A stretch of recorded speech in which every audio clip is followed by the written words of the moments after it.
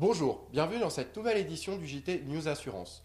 Au sommaire cette semaine, la Massif nous propose un concept de distributeur automatique d'assurance. La banque Robeco nous révèle les résultats d'une étude exclusive menée sur les Français et l'inflation.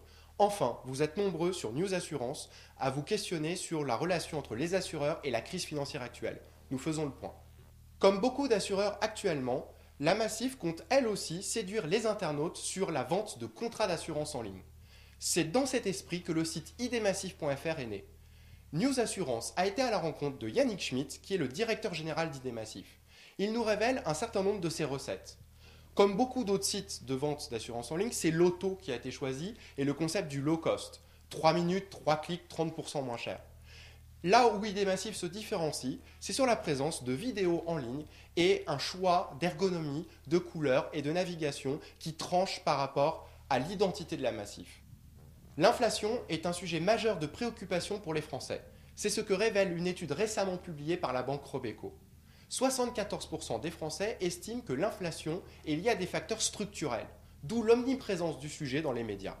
La banque Robeco nous explique tous les enseignements qu'elle a tirés de cette étude, notamment au niveau de la collecte d'épargne. Nous avons été à la rencontre du président de la banque Robeco, Jean-Louis Laurens, qui nous explique les enseignements et les stratégies qui en découlent. La crise des subprimes, arrivée tout droit des États-Unis, a aujourd'hui contaminé toute l'économie internationale. Un vrai climat de suspicion règne au quotidien sur la solvabilité des différents acteurs du marché de la finance. Les banquiers et les assureurs en première ligne de mire sont obligés parfois de prendre la parole pour rassurer leurs clients et les marchés.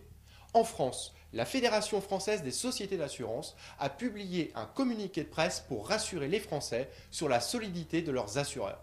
News Assurance suivra chaque semaine ce dossier extrêmement chaud. Pour ma part, je vous donne rendez-vous la semaine prochaine pour une nouvelle édition du JT News Assurance.